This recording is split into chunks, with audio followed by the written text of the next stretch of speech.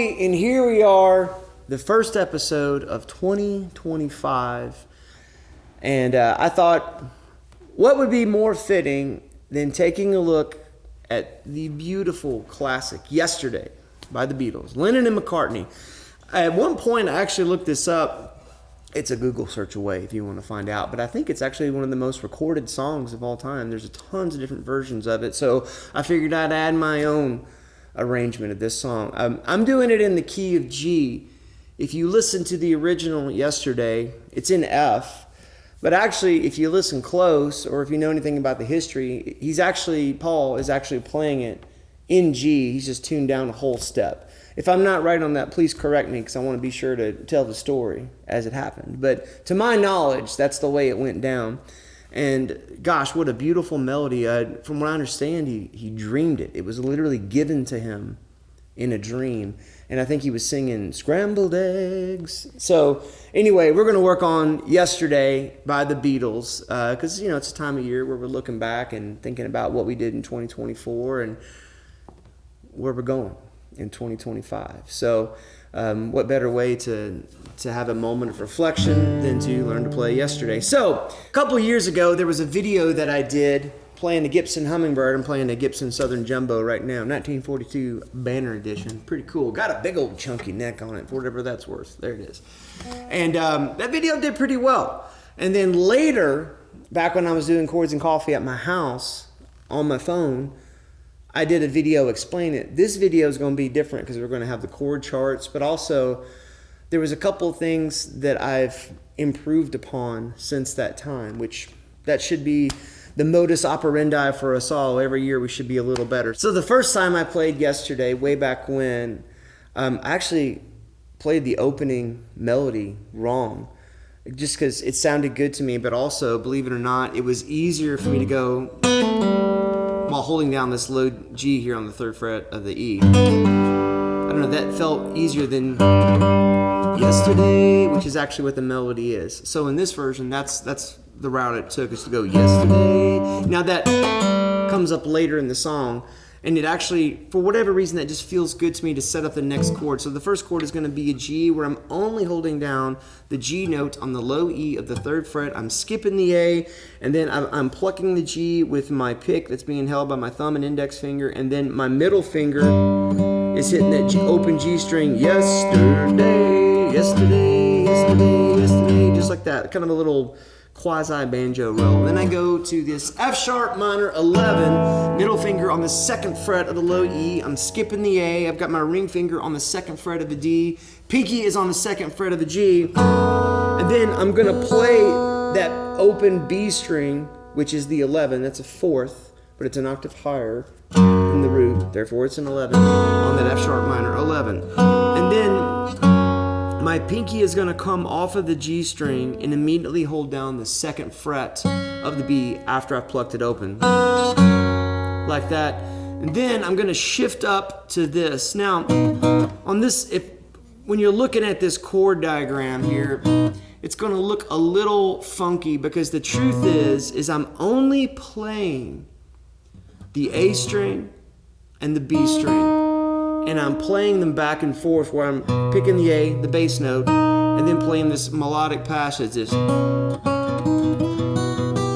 right? And so in order to make a chord chart of that and not use tab, if you see a note that's in parentheses, that means it's only being held down for a moment, right? And also what's doubly confusing about this is that the bar that's on there, it's just easier to use a bar in this situation, but you're actually not playing the full chord like this. It sounds cool, but it doesn't sound like Yesterday, right? And so what I'm really doing is rocking that bass note, and by rocking I mean lilting back and forth, not rocking, but you could be. What I'm doing is I'm playing that bass note in between each melodic note. So you've got, and I might pick a few little notes in there, meaning that G string, that open D, and then to the F sharp minor 11. And there's that little figure there. So one more time, that's After the F sharp minor 11, my pinky comes down on the 2nd fret of the B, and then I slide up with my index finger on the 2nd fret of the A, and I'm going to go ahead and bar it straight across because eventually I'm going to be playing that 2nd fret of the high E. So I've got 4th fret with the pinky, 5th fret with the pinky, 2nd fret being held down by human capo on the high E, middle finger on the 3rd fret of the high E, and then up to this E minor 9 shape. Now the E minor 9 shape, I'm only holding down a few strings here. I've got my middle finger on the 5th fret of the D string. I've got my index finger on the 4th fret of the G, and I've got my pinky on the 7th fret of the B. Why that shape? Because I got to have the melody note up high. I've already kind of committed to. And I want to slide into that because it sounds more vocally far away, right? Right, and so I got to slide into. Now for the rest of that melody, after I slide into that pinky there, when I've made that E minor 9, I'm going to come down here with my ring finger on the 5th fret. Now it's just E minor, okay? And then open B right there. So, right? So I've got pinky on the 7th fret of the B, ring on the 5th fret of the B, and then open B. And then now I'm just going to go to good old-fashioned cowboy C, right? That's going to be index finger on the 1st fret of the B string, open G string, middle finger on the 2nd fret of the D, ring finger on the 3rd fret of the E. But I want to emphasize that high E note. And then the next chord in the D, instead of emphasizing the high E note, I'm going to go emphasize the B string, because that's where the melody is going to my ear, on the B string, and I'm just playing a good old-fashioned D chord, right? And then after this D, and by the way, the D is 2nd fret of the G, held by the index finger, middle fingers on the 2nd fret of the high E, and then ring fingers on the 3rd fret of the B. And then to this G sus4.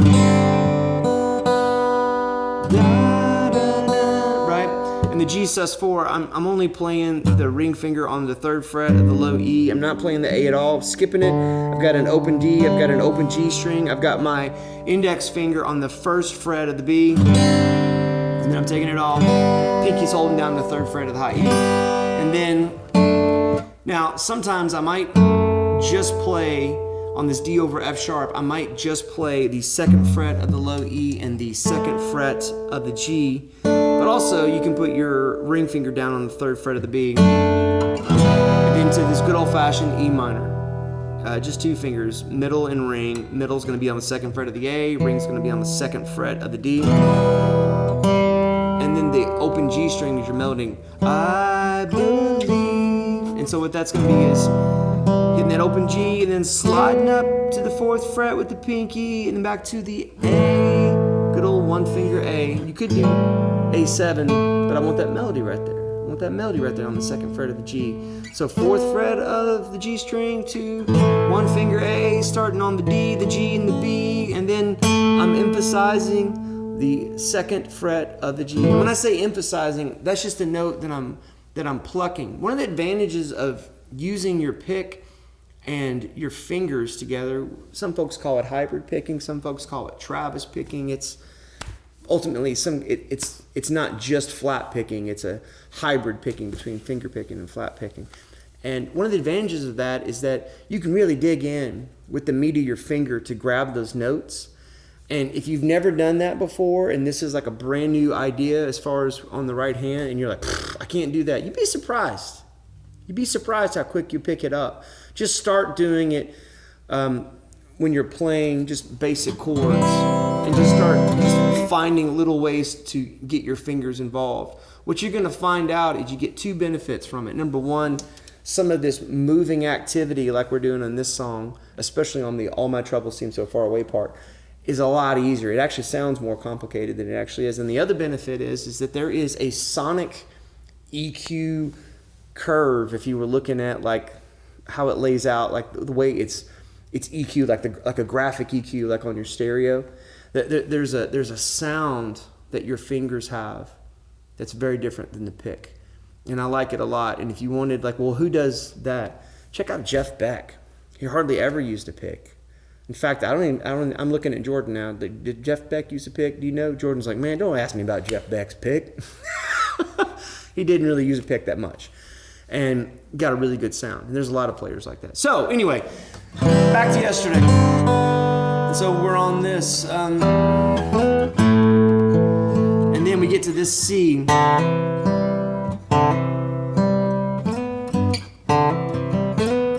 That's what it is. And so I'm making the better part of a C chord where I've got my ring finger on the 3rd fret of the A string. I'm not playing the low E at all. I've got my middle finger. It's going to be on the 2nd fret of the D, but I'm going to hammer on. Open D. And then what's a little difficult to explain, but I think this gets it done. I'm going to, as soon as I play that G, open G, I'm going to slide up to the 4th fret. Now what's neat about this is I slide up to that 4th fret, and that's the only thing that's happening in that split second. It really emphasizes the melody, but it also gives me the ability to kind of land with authority on using my index finger on the 3rd fret of the low E. And then I'm playing the G note on the 3rd fret, I'm skipping the A again, and I got the open D, and then that B natural on the 4th fret of the G. So, and it just adds, to me, a little bit of a vocal quality to that part of the song. So, you do all that again, but this time, when you launch into verse 2, instead of, this is where I might go, right? Suddenly, right? Why not? So what I'm doing here is I've got, I think either pinky or ring would be fine. Yeah. And it's going to be on the 4th fret of the G to the 2nd fret of the G, and then open, and you're going to pull it off. What does that mean? Well, I'm going to pluck the string one time, and then I'm going to pull my finger off, like downward, as if I'm trying to pluck it with my left hand. And then the same with my index finger. Why? Why does it matter? Why can't you go? Well, first of all, I don't know that I could do that in time and have it sound good. Second of all, I think it sounds a little more vocal that way.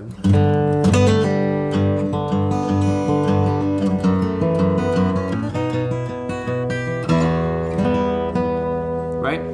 And then from that moment on until we get to the bridge, it's pretty much the exact same scenario. When you're playing a song like this, which I think for generally everybody who loves music, which is most people, yesterday carries with it some significant emotional connotation. The goal is to have each verse as you go through it to be as impactful, if not more impactful than the last in its own unique way.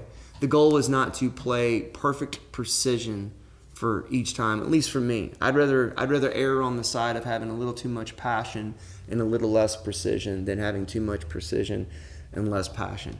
But there it is. Welcome to Chords and Coffee. All right, so now we're moving on to the next part. The next part, this B section, we're going to start on this F sharp minor 11, just like we did a second ago. But this time, we're going to go to B7. And this is Folsom Prison Blues B7. This isn't going to be this or this. It's just going to be 3 fingers, and I'm going to have them on the... You know, I caught myself here because I was about to tell you this, but you might find it's better to do it this way. Middle finger on the 2nd fret of the A, skipping the low E, index finger on the 1st fret of the D, and then pinky on the 2nd fret of the G. Say that because your pinky doesn't have to move, right? If that feels weird, put your ring finger down where the pinky is and be fine. 2nd fret of the G. Now, we've got this melody, right? We've got to get going here. So instead of going, which is right, E minor, or E minor, D, C. What I want to do is I want to do it ascending instead of descending.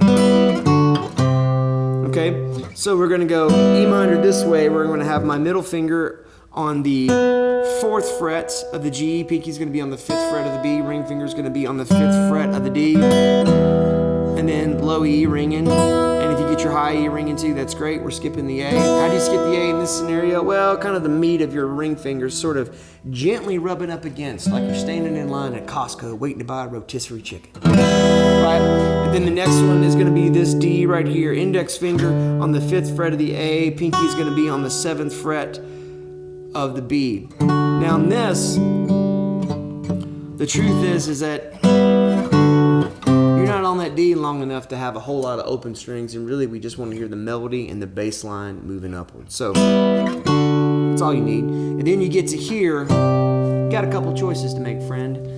You could do it one of two ways. You could do this super easy, which is going to be an ring finger on the 8th fret of the low E, pinky on the 8th fret of the B, and you could have an open G string and you could have an open D string, and you're going to skip the A probably even on accident because that ring finger laying across hitting that low E, it's going to just dampen that A, right? Which is great. Or if you're like, I don't like that, you can put your index finger on the 5th fret, human capo, on the D and the G strings, and you really only need to cover up them 2.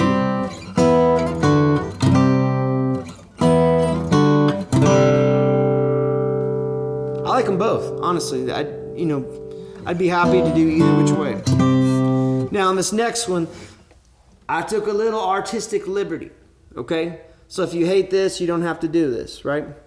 I went, just because, I don't know, I just like a little kind of sassy moment, you know what I mean? I like hot sauce on my eggs, I don't know what to tell you. Scrambled eggs. I'm going from the B minor, middle finger on the 7th fret of the low E. I'm skipping the A and the D because it's a quick moment, and the ergonomics of this doesn't require a whole lot of string pushing. Skipping the A, skipping the D, middle finger on the low E, the 7th fret, ring finger on the 7th fret of the G, and then pinky on the 7th fret of the B, and then I'm walking that chromatically down. And walking is exaggerated. I'm kind of sliding into it to the 5th fret, 7, 6, 5. And then this little next maneuver, remember that D we did a second ago where I had my, oh by the way, 5th fret with the middle finger, 5th fret on the low E, skipping the A and the D, 5th fret with the ring finger on the G, 5th fret with the pinky on the B. Remember that D we did a second ago? This guy here, we're going to do that again, okay? And then we're going to do this, and this is a D chord because it's really just a D and an F sharp, and then a D and a D, okay? Right, this guy is going to be index finger on the 3rd fret of the B, and then ring finger on the 5th fret of the A. Why are we doing that? Because I want right? I want this melody where I have wouldn't say, right?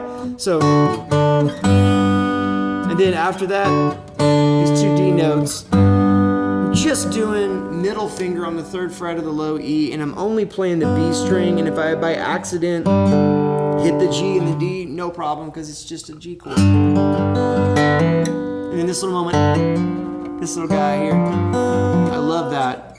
What's happening here is you're going to have an open D, 2nd fret of the D with your index finger, and then ring finger on the 3rd fret of the D, making this G7. If you really wanted to flush it out to a G9 kind of sound, you could put your index finger on the 2nd fret of the G, but then back to the F sharp minor 11, B7.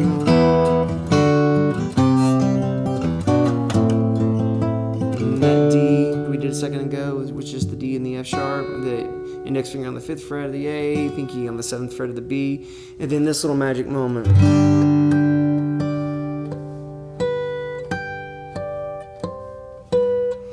If you've never examined the genius of Lenny Breau, he was a jazz guitar player originally from Canada that worked his way up the circuit, eventually found his path leading him to Chet Atkins. Chet Atkins took him under his wing, tried to take care of him the best he could. Chet I think did that for a lot of people. Certainly, I think Jerry Reed would fall underneath that category. But Lenny Breau, God bless Chet Atkins. Lenny Breau had this approach to harmonics, where he could do these harp harmonics, and this is a very, very, very elementary version of that. All I'm doing is I'm making a basic G chord, right, where I've got my middle finger on the 3rd fret of the low E, I've got an open D and G, and then I've got my pinky and my ring are both, pinky's on the 3rd fret of the high E, ring is on the 3rd fret of the B, and then I'm coming up here with my pick, and I'm going to, with my index finger, hover over the 15th fret because it's exactly 12 frets away. That's kind of the math of this. And then I'm picking with my pick being held by my thumb, and now my middle finger just makes a quick little switch, right? Which, by the way, that's another advantage of doing this hybrid picking thing.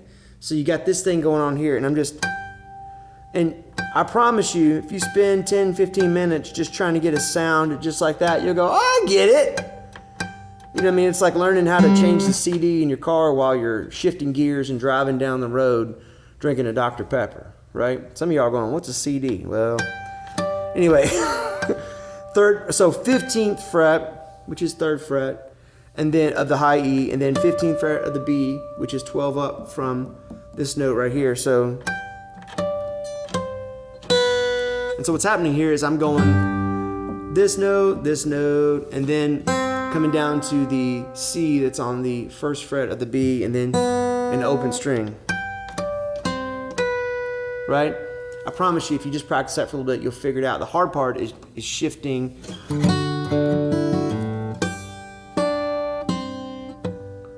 And then you're back into.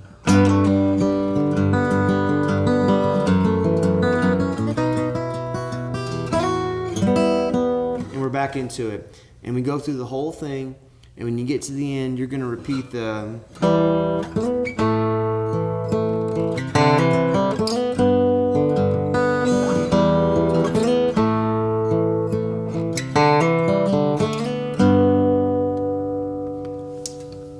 I like ending an arrangement like this, just with the smallness of that, because I'm really only playing 3 notes, right? And I think, for me anyway, a revelation in constructing arrangements for solo guitar is being comfortable with the small and trying to explore the dynamic within like the small confines of just a couple of notes. Because if you can make that sound beautiful and confident, even like just then when we were doing those little harmonics there, if you can make that little moment feel like everything is building towards that, and it's a bigger moment because you're requiring more attention and not demanding the attention because of the volume. You're actually pulling them in because all of a sudden you're speaking at a whisper and using more space, right?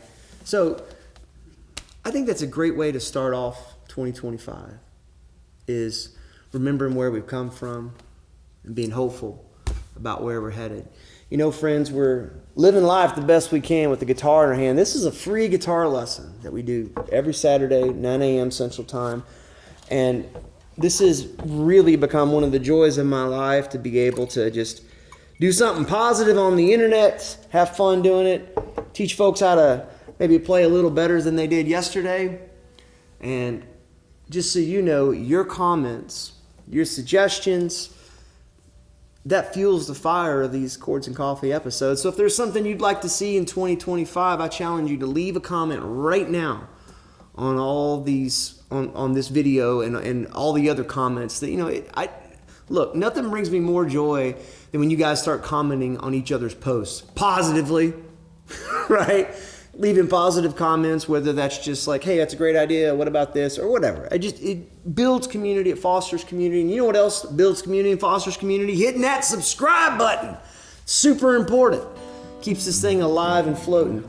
I sure do appreciate y'all. I'm looking forward. We got some cool things coming. So we'll see you next week for another Chords and Coffee.